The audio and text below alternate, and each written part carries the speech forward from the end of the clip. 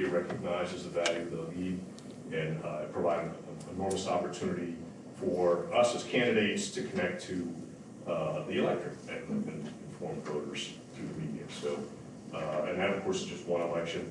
They're active all the time because there's always another election right around the corner. So we're happy for their presence and happy to celebrate this with them. I'm going to buzz through this proclamation here in the interest of time, but it is important here that I note some of this. I'll just read it as best I can. Whereas the League of Women Voters was founded on February 14, 1920 by the leaders of the suffragist movement at the National American Women's Suffrage Association. I drew an appointment at 2 o'clock today. And whereas their goal was to help the 20 million women who were granted the right to vote by the 19th Amendment to understand and carry out their new responsibilities as voters, whereas with timeless efforts over the last 100 years to strengthen and uphold its mission to empower voters and defend democracy, the League is becoming a trusted, nonpartisan grassroots organization. Whereas the League has sponsored legislation, fought in courts to protect and strengthen voting rights and access for free and fair elections, civil rights, children, community health, and education. Whereas the League champions governance systems that are open, transparent, inclusive, and equitable. Whereas the League believes that active and engaged citizens, irrespective of gender, ethnicity, or political affiliation, are the hallmarks of democracy. Now, therefore, the Cumberland County Board of Commissioners hereby honors and congratulates the League of Women Voters on its 100th anniversary, commends the League and the League of Women Voters of the Carlisle area for their significant contribution to empowering voters and making democracy work. Presented this 23rd day, signed by the board, each member of the Board of Commissioners and attested to by the Chief Clerk and CEO, Ms. Moyle, and I can present this to you. Thank you so much. Thank you for your kind words.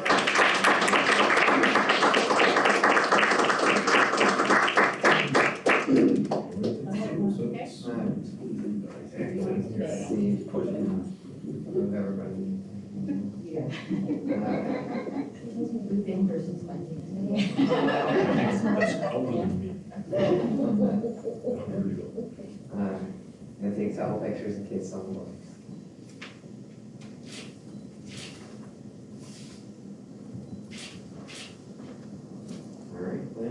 No, I neglected to say, does anybody want to add something? I do have a few words, if I may. I really would like to take this opportunity to thank the members of the commission for acknowledging and honoring the League of Women Voters at this time. I wanted to say that from the very beginning, almost 100 years ago, the League made the decision to support our democracy through voters, through an emphasis on educating voters, making sure that the electoral process maintains its integrity, and not endorsing or being nonpartisan, excuse me, I should say, and not working directly with political parties or particular candidates. This is an amazing time to recognize the women who were the founders of the League of Women Voters, who had worked over 72 years to assure the enactment of the 19th Amendment to the Constitution, which affirmed their right to vote. The League was actually formed 6 months prior to the enactment of the amendment, and so the women had courage and foresight and understanding that just achieving suffrage wasn't going to be enough, that there's so much more involved. And so as a result of their vision, the League, as Commissioner Ackerberger has said, has worked, our signature activity has been the registration of voters. But we also have taken on the issue in Pennsylvania and other places of gerrymandering to assure that all votes count. As our commissioners know, we weigh in, not just in Cumberland County, but in other places on the purchase of the voting machines that the governor has mandated. And we welcome new citizens to the annual naturalization court each year by giving them information and assistance in registering to vote. So we want very much to have this ceremony also include the recognition and honor of these amazing women. They were strong, and they were brave, and they were brilliant. And their vision guides us to this day. So thank you so much. Thank you. Thank you. Thank you. Thanks for being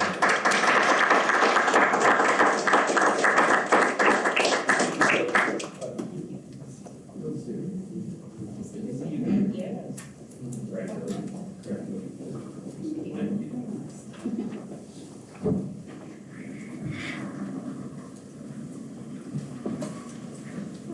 our meeting late, so if at any time you choose to go.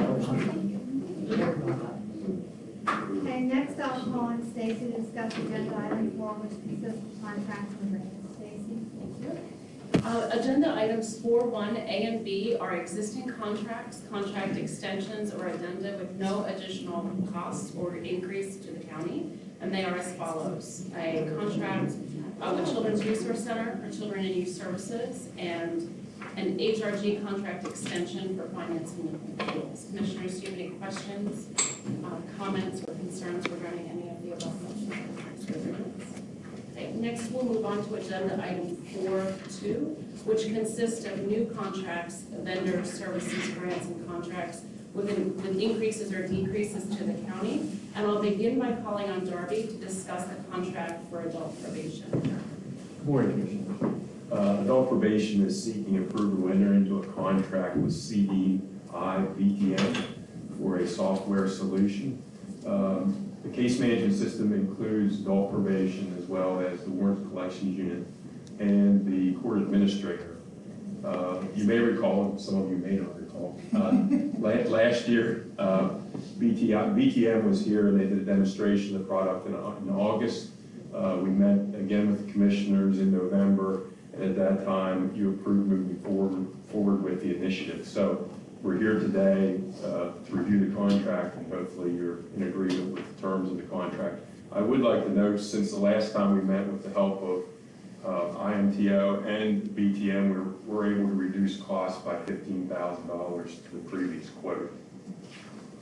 Commissioners, do you have any questions for Darby? Yeah, Darby, we don't have one page here, but how long is the contract for? Is it another year, and what is the cost?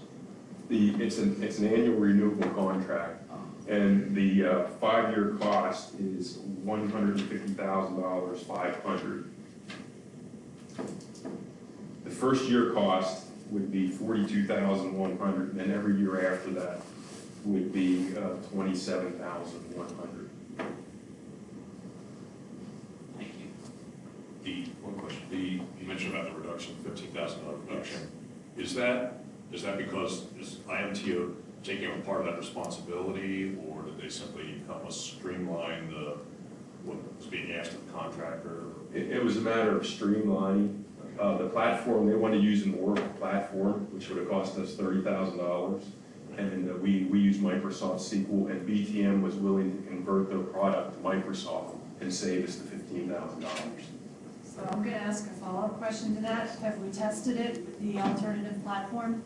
That is in the process. I know that Mark Adams is very concerned. He's on that. And they are in the testing phase as we speak. The software would not be presented to us until May. So the testing period is approximately 3 or 4 months. At that point, we'll know what the true cost is. The costs are set. The costs are set. Yes. So, Yes. We really don't know if it works. Yeah, there won't be any payment though, am I correct? Excuse me? There won't be any payment until it goes to the testing period. That's correct. Okay. So let's say we get through the testing period and it doesn't work. What is our relief in the contract? We pay nothing and get nothing. Okay. So we're out. We can get out of this contract.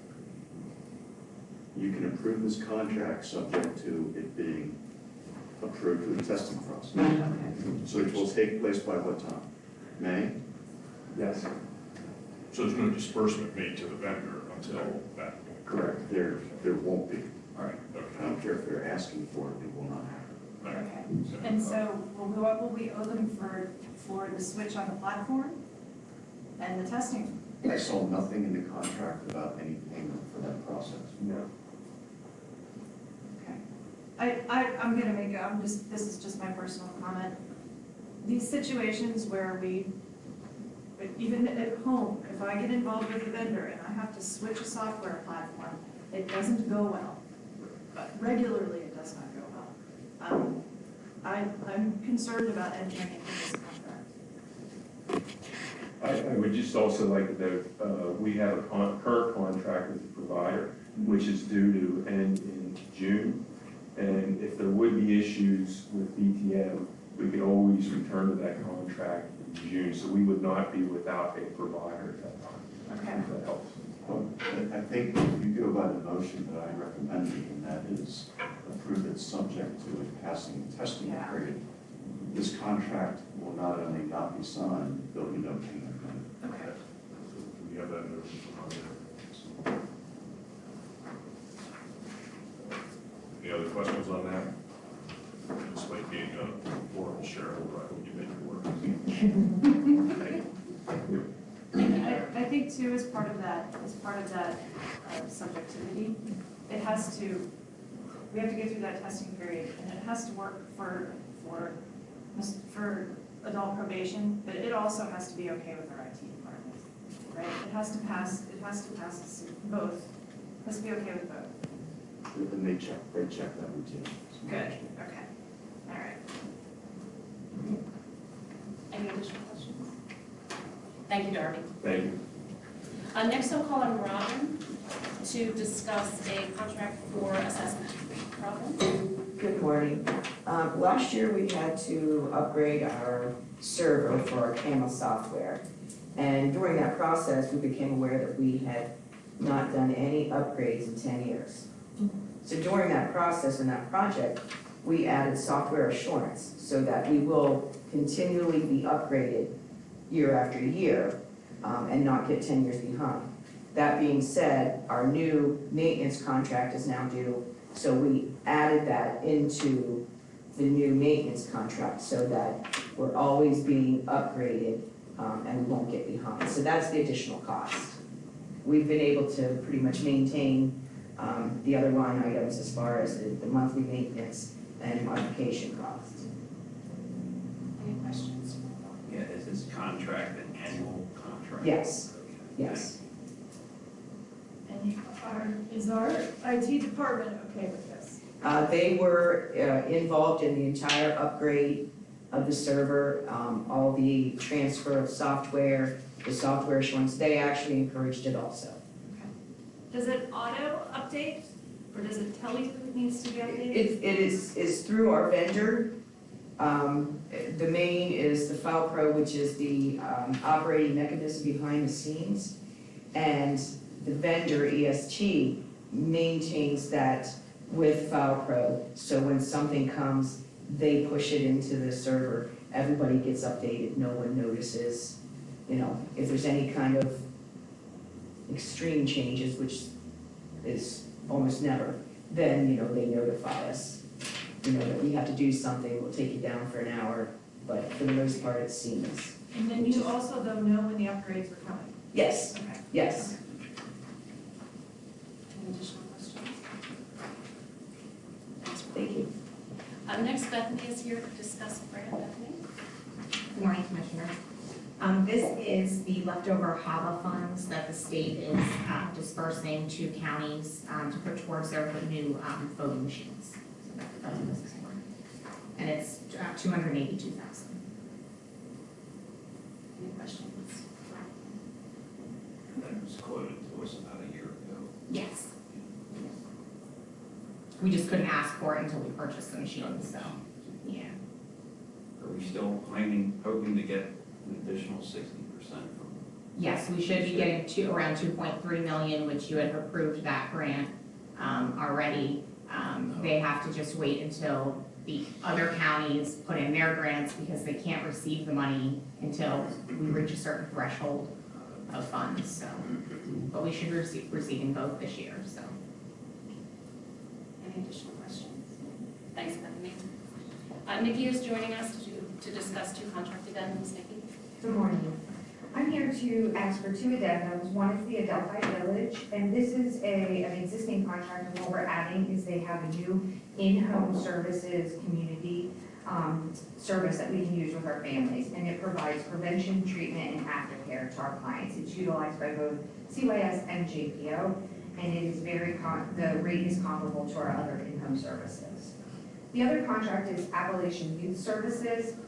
This is to add a very specific therapy that a was needed for a child, additional trauma therapy being brought into the program, and so we had to add in the addendum for that cost, and it was court ordered for us to add this therapy as well. Commissioners, any questions for you? Stephanie is joining us to discuss several land partnership grants, followed by agenda item number 5. Stephanie. So the land partnerships grants that you have today, these are grants that were projects that were actually approved last fall. So now we're simply entering into an official agreement with these municipalities. So with Dickinson Township there, this is for a park master plan and some improvements to Stewart Park. Hampton Township, it's improvements at Cerrugi Park, a new park along Conneaut Creek. North Middleton Township, this is to update their comp plan and their subdivision land development ordinance. And with Silver Spring is to update their zoning ordinance. Questions for Stephanie on the grants? Should I go on to the next one? Okay. So at this time, every year, the Board of Commissioners is required to certify to the Department of Agriculture the amount of funds that we want to contribute to the farmland preservation program. The funds that are certified today are exclusively to be used for easement purchases. At the end of last year, the Board of Commissioners discussed a goal for the program and adopted a resolution where we're going to move towards achieving a goal of 30,000 acres preserved by 2030. Part of that resolution was that the staff look at essentially what would be the funding we needed to achieve that goal. Looking forward, we need to preserve approximately 900 acres a year to be able to get to the point of 30,000 acres by 2030. So backing into that, staff determined that approximately 750,000 is needed from the general fund. And then when we add in all the other funds that are available for easement purchases, including private donations, interest from Clean Green Rollback, and funds that we can certify from the Cornbaker installment purchase that we did about 20 years ago that we're still paying out. Total funds to be certified would be $869,727. If we were to certify those funds to the state, we would be able to estimate we can get approximately $2.3 million in state funding, leaving a total of about $3.1 million to the program. And again, which we believe we can preserve about 900 acres of farmland if we use our average easement cost of about $3,400. Questions? Stephanie, when is the Hornbaker IPA come out? I believe it's 2022. We're getting close. And at the green, I can find this out myself, the clean and green rollback, is that number about what it usually is? Is it higher or lower? It's a little bit higher. I believe last year it was early or lower 60,000, so I think it maybe bumped up about $5,000. There have been some discussion about greater policing of the clean and green because of the extent of abuse of that program. Does that have any material effect on that number? Is it higher in part because of that, or is that not kicked in? You know what, I can't speak to that. Probably Bonnie would do a better job in answering that question. There have been years when the clean and green money was as high as like 90,000 and as low as 30,000. Right. So, you know, in my last 15, 20 years, it's sort of gone up. All right, so a difference of 5,000 this year isn't really good. No, it's pretty small, yeah. Okay.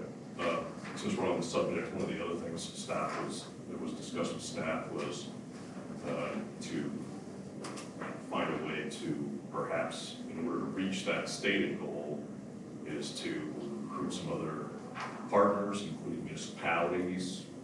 We got the final resolution that apparently evaporated, so I don't know, are we going to work on that, or is there anything to incentivize or to conduct outreach to those municipalities, or is everybody going to do exactly what I was afraid of, just saying, well, the county's taking care of it, we don't need to participate? Well, we think the one way is an incentive that we can give to the municipalities is if there's a farm that's important to them, using that 50% bargain sale option where if they bring 50% to the table, we can bump a farm up the list. Silver Spring obviously has been one municipality that has been eager to work with us, but I think it's a long road to try to encourage municipalities to work with us. They have to really see the value for them in it, and I think it's finding those farms that are special to them and trying to encourage them to participate to get them preserved faster. Well, it's certainly made a longer road if they basically are led to believe the county's going to shoulder the top financial burden. So, but we can address that. Okay, that's all. Any additional questions? I have an additional question. So if you don't spend this money this year, it will roll into next year? So the funds from the state, you have to spend you have a 2-year period to either spend or encumber. Because it is a long process. The average time to get a farm preserved is between 12 and 18 months. Occasionally we do it much quicker. Occasionally it takes longer. If there's a title issue or some kind of boundary issue, something like that comes up. So you'll see the funds being spent over a period of several years, which is why you may see in the budget the numbers don't neatly match certification with spending, because we'll certify this year and then spend over the next 2 years. Okay, thank you. And then if you haven't spent it in the 2 years, what happens to it? If you don't spend the state money in 2 years, they will take it away and redistribute it to another county. Okay, But we work very, very hard to make sure that does not happen. thank you. Thanks. Any additional questions for Stephanie? Thanks, Stephanie. That's all I have, Sandy. Thank you, Stacy. We'll move on to agenda item 6, and Bob Sullivan is discussing the appointment recommendations for Cumberland County Local Emergency Planning Commission. Bob? Morning, Commissioners. With the annual liaison assignments, we had a change from Commissioner DiFilippo to Commissioner Fauci. We are requesting formal recommendation to PEMA, the Pennsylvania Emergency Management Agency, for appointment of Commissioner Fauci to the Local Emergency Planning Committee. Any questions for Bob? Thanks, Bob. We move on to agenda item 7, and Commissioners, in your packets or on your tablet, I guess, you should have member information sheets for 5 individuals for the Cumberland County Commission for Women. They are recommending these 5 women for appointment recommendations, and they consist of Corrine Bennett, Angela Small, Monica Slimler, I am Joaquin, and Wendy Zimmerman. Their appointments would be for a 3-year term, effective retroactive to January 1st, 2020, and expiring December 31st, 2022. We had an issue with bylaws and discovered that whenever Commission for Women were appointing these people for 3-year terms, we were going for a 3-year term from one date to the end date of the 3-year term. But their bylaws state that they are to complete their appointments at the end of December of the year that they're appointed, the year that their term expired. So it'd be a little over a year, it'd be a year, maybe like 6 months, something like that, or 3 months. So I spoke to Keith, and Keith said that they could go ahead and follow their bylaws. So that's why that ends on December 31st. So they're looking for your approval at Monday's DSC meeting. Will they be here on Monday? Yeah. No. Do you have any I questions? do. Okay. Because there's 4 candidates, and their commitment varies dramatically from questionnaire to questionnaire. One says 10 hours a week, one says 1 to 2. I would like to know what the Commission for Women is doing and how much time they really need from people, because there is a distinct difference between 10 hours a week and 1 to 2 hours a week. And how many applicants did they have that want to do this, that want to be involved? We current total number of the Cumberland County Commission already have, I think Jeanette said it was 21. It's 23. No, they've got 21 and then they have 2 people that they need for reappointment. So they have 21 people on their committee. And what's their goal for people on their committee? They are to work with individual, providing programs for assisting women and children within Cumberland County. They were following up with like programs like the opioid addiction and stuff like that. But I think they've expanded their roles. Now I haven't received what their program titles are for this year. Okay. But I think they're going to be doing 2 different PowerPoint presentations. Okay, yeah, so I'll get that information. Yeah, I'd like to know what they're doing. Okay. And if I remember correctly, the county does not give them significant dollars. No. Okay. And so where does the majority of their money come from? That's all the money they work with. That's what they have. Okay. They don't work with anything else. Okay. They are not allowed to fundraise or anything like Okay, all right. that. So whatever the commissioners approve, that's all they're That's going it. to work with, and then normally they'll have like maybe $2,000 left over. They're very frugal. No, I believe that they're frugal. It just seems like that's a tremendous amount of people to have involved in something where there's Well, I think minimal funds. I think Keith made this point earlier on with them, if I'm not mistaken, it was before I was in the position that they had too many. I looked at the bylaws and I had a number of changes that I would request that we make, and that was more than 2 years ago. Nothing's happened. Okay. And having a board of 23, in my opinion, That was too many. can be an issue. So, and I will tell you that there's plenty of stuff that needs to happen in Cumberland County regarding women and girls and children. Plenty of stuff. So it's time to move, right? Okay. I wish they were here. We could have a conversation about it, but. That means I have to stay, she made that. Okay. All right, so we'll get that information. Thank you. Next, we'll move on to Commissioners' Liaison Reports, and we'll move down to Commissioner. So you should go last, but we're not going to be ready. Oh, sorry. Okay, no, on Recycling Authority, they moved their meeting to next week instead of last week, so I'm going to have a report there. But I did talk to Justin Miller, and he did update me that they received their approvals and the grant for the 2020 set of household hazardous waste events. For this past year, we did 3 events, very successful. They had pre-registration, and all slots were filled. This year, we're approved to go to 4 events. We're going to try that.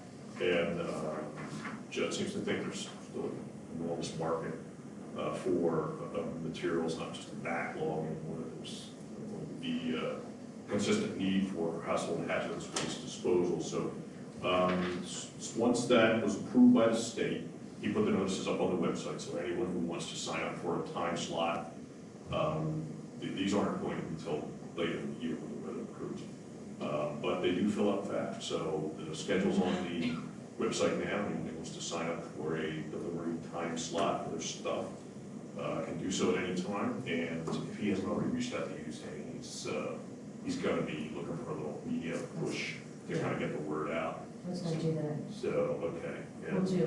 We'll do traditional and social on this one and create an event for Facebook, so it'll get out there. Excellent. Okay, it was very successful last Yeah. year, and the work got out beautifully, so doing what you're doing. Also, that they have, with John Thomas's retirement, they have a board vacancy for a municipal seat. It has to be a first-class township seat. I already circulated an email to you folks about that. And, but I did talk to him yesterday, and he said they do have some interested parties, and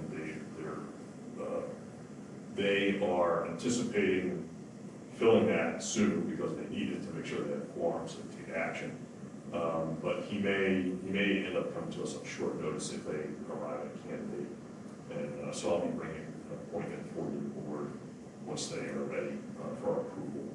So we get that filled, make sure that they're in business. So it's a kind of an unusual situation with John going off the board.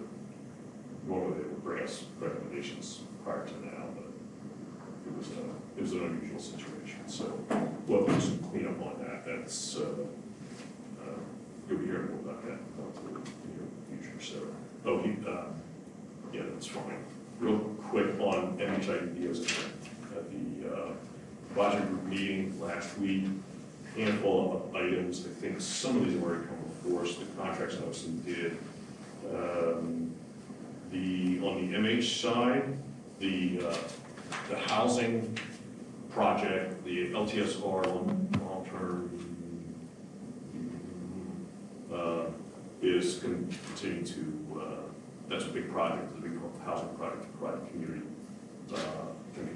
available housing for consumers, and that's continuing to make progress with pretty very good weather. They're actually well into construction, like footers last week. They're very pleased with that coming along. They hope to have that ready for occupancy by summer, so very pleased with that. Continue heavy amount of involvement with the QPR trainings, the question, persuade, refer. That is part of the ongoing suicide prevention training effort. It's been underway for a while. We've heard about. And of course, as you may recall, they are doing training now with a number of our departments as well.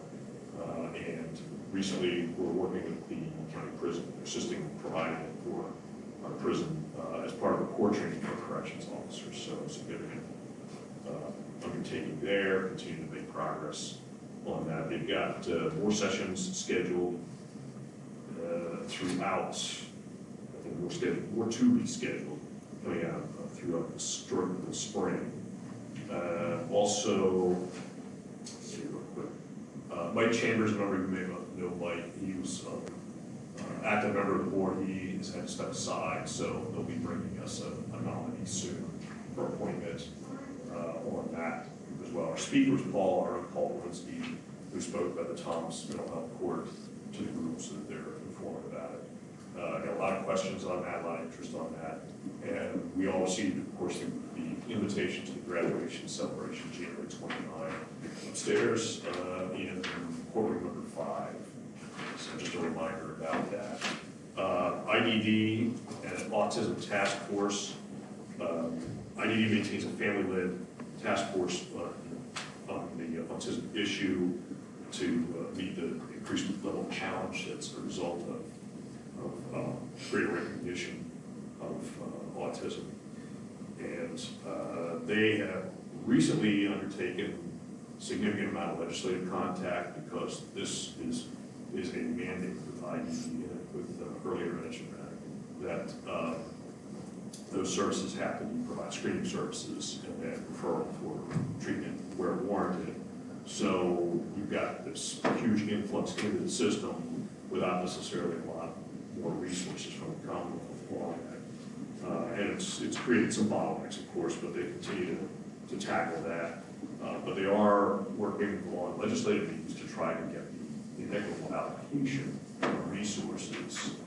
It's been ongoing for a while. They're meeting pretty soon. We're trying to schedule with some members of the leadership to address that allocation. We're all pretty familiar with how difficult it is to change those statewide allocation formulas, but they're going to keep plugging away at it. So kudos to them. Project Search, the placement for interns, screened interns into employment among their consumer base is into its 3rd phase. We have a class of 8 interns that started in September, and the 2nd rotation just started right after Christmas. So they continue to be very pleased with that, and we're having good results there. Also, the Human Services Block Grant, you may recall the last few years has been an issue. When that passed, one of the benefits to the county was that we were able to retain some of the unspent dollars and then redeploy them with permission of the Commonwealth. And they have had their plan for this year approved, and what they're going to do with the funds that are left over is to add an IDD program specialist to address the exact issue I just discussed. They're creating funding to support dual diagnosis respite assessment services, also respite homes, bathroom adaptation for one of the homes and start costs for a second home, handicap accessible bathroom adaptations for 2 new homes as well. So all significant needs that are being met through that allowance. Also, EI has, because of the referrals I just referred to, they have added an additional EI service coordinator who took action on that to help them meet that increased caseload and make that more manageable. That's all from me, Chuck. Real brief, we were all present at the board meeting for CABE, Cumberland Area Economic Development Corporation. We had a very, I thought, very useful 4-hour session, double the time, showing a lot, to discuss our strategic planning and direction setting for the organization. Great participation, excellent facilitation, I thought, and very encouraging for renewing, refreshing the vision for and role of economic development for our county as our economy continues to change. We do have some board seats there that are going to be changing as well, so we also have a little bit of cleanup to do with that. There's going to be some, there's a reappointment coming forward, probably 2. We have one member is in flux because she found out she's expecting 2 weeks. So first she's going to leave immediately, and then decide she can stay through May. But we're going to take action to get those seats cleaned up and maybe add 1 seat because of the vacancies that we've allowed to exist for a while. We may fill 1 of those, and I'll have more for on that in the near future. So that's all I have. Thank you, Commissioner. Commissioner Fox? On January 13th, I went to the library board meeting. And so one of the most interesting things that I learned at that meeting is that if you go to the Cumberland County Library System website, you will find that you have access to something called tutor.com. And this is free access to a live tutoring service, and it's available daily from noon to midnight, and there is no limit on sessions. You can have a one-to-one tutor online, and these are fully vetted tutors. There are also video lessons for things like math and English and some AP classes, including calculus, and there are Princeton review materials there. And there's an option so that you can have a user-personalized account. And this is free. I think this is an unbelievable service that the library is offering, that you can go there and learn things, whether you're a student or not a student. I think I might go and watch a video on calculus and brush up on it.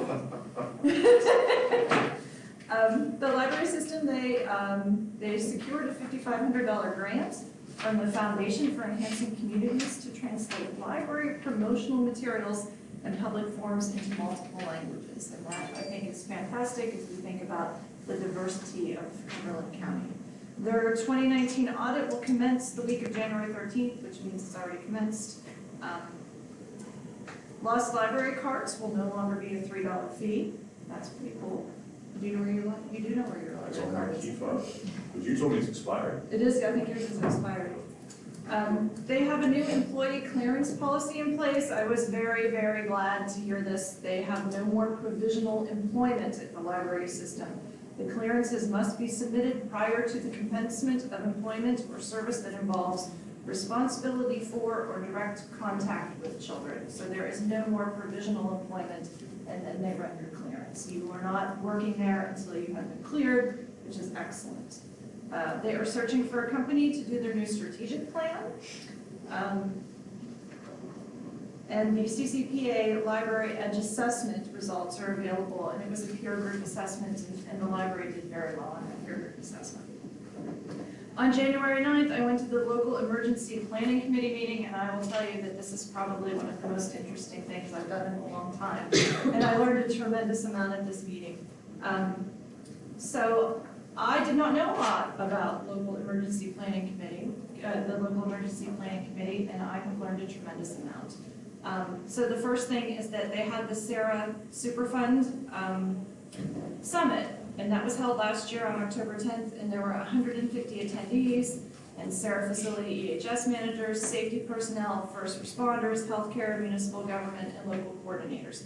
And they discussed weather risks, community emergency management teams, leadership, communication, and partnerships when dealing with an emergency. And so I don't know if everyone knows what this is, but the Becerra Superfund Amendments and Reauthorization Act, what it does is it makes sure that our local responders know that if there's an industry in the area, they have to register their hazardous materials with our local responders, so that when they get there, if there's an accident, they know what they're walking into. They know if there's explosives, it's chemicals, it's really important. So we're looking forward to this year's summit. And Bob, when is this year's summit? Sorry, I didn't mean to put you on the That's spot. all right, I think it's October 23rd, let me look. Okay, thanks. So anyway, I'll be attending that, and I think it's a really interesting thing. Gene Sajeski from Pima is retiring. He was an emergency management specialist, and I know that the group is going to miss him tremendously. The group is also going to invite UGI and PPL to sit down and talk with them, because we were all made aware of a situation in Shippensburg where there was a gas leak, and the first responders went in to investigate this gas leak, and it was UGI that shut down the entire grid for that area, and that is their new response. And then there was a total evacuation of that area. So they are really moving out of cautiousness in a way that I think we haven't seen before. So I thought that was very, very interesting and good. That's a good thing.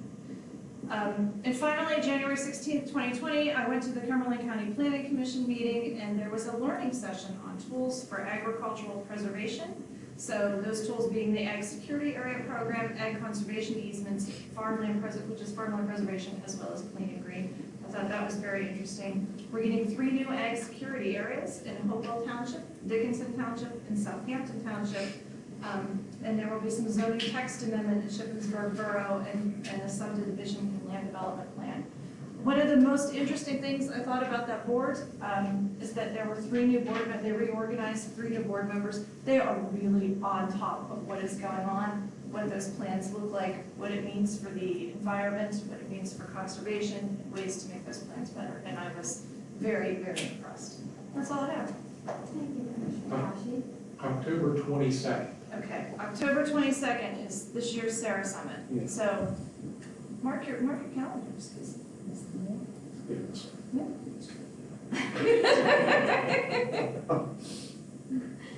Thank you, Commissioner Hashi. Commissioner DeFilippo. Thanks, Andy. I attended the Aging Advisory Board meeting on the 17th of January. They elected their officers for 2020. They do this every year. Betty McGarrow was elected chairperson, Skip McGarrow vice chairman, and Mary Lou McLean remains the secretary. An item that was mentioned the other day at the Human Services Policy Team meeting was the shared ride transportation policy. That was discussed, revised, and recommended for approval at that meeting, and will be coming to the Board of Commissioners at our next workshop on February 6th for approval. It was also announced that the Big Spring Senior Center received a grant from the Pennsylvania Council of the Arts for a 15-week art class. And we were told that it's very popular with the folks there. I attended the Affordable Housing Trust Fund Board meeting on January 14th. This board meets quarterly. The group, just some highlights here, is awaiting results of a study from Shippensburg University, that's our lead, regarding affordable housing in Cumberland County. Just to report, in 2019, there were 30 new first-time home buyers that benefited from the down payment closing cost assistance program. And since the inception of the program in 1998, 732 homes have been purchased with help from this program. Of those homes, they're spread throughout the county, but it seems most of them are in Carlisle, North Middleton, East Penn, Upper Allen, and Cumberland. There was also an update on the Safe Harbor permanent housing project. which will be located in South Middleton Township on Spring Garden Street, close to the shopping center there where the Giant is. This will be a 5-acre site which will hold about 50 units, and they will be 3- and 4-bedroom units. Safe Harbor is seeking and received approval at that meeting for a $75,000 pre-development loan. And the Housing Trust Fund Board approved that for 2 years, $40,000 2020, $35,000 2021. Again, that request was approved. I have a meeting next week with Tim Whalen just to get a better understanding of this board, and also with the Housing Redevelopment Authority Board, which met on January 16th. And the first item of business was to review the budget through November 19th. All was in order so far. There's some highlights too on that meeting. Authority did meet with HUD on December 18th to discuss the action plan regarding a concern that HUD had. We should have a response from HUD any day now. The authority received notice of a $50,000 grant from HUD to support the Family Self-Sufficiency Program. The amount last year was $22,000, so it's more than double for this year. What else do we have? Intern from Messiah College will be in work February 3rd. And also the authority, their 3-year strategic plan runs through June of this year, so they will be working to again update the next 3-year plan. I also want to report that work is progressing on 149 North Pitt Street. This was a home purchased by the authority. It's a property that was built in 1860. And once it is renovated, it will be offered for sale for first-time home buyers. And again, I will be meeting with Tim Whalen next week to get a better feel for what this group does, so that my future reports will be a little bit more informational. Next workshop, February the 6th, I should have reports on Capital Council of Governments, our ag board, and the conservation district. That's all I have to say. Thank you, Commissioner Rizzo. Next, I would like to report that executive sessions were held on the following dates of 2020, January 17th at 9 a.m. and January 22nd at 9:30 a.m., all regarding personnel issues. Was there any other business that needs to come before the board today? Okay, hearing none, we are adjourned. Thank you.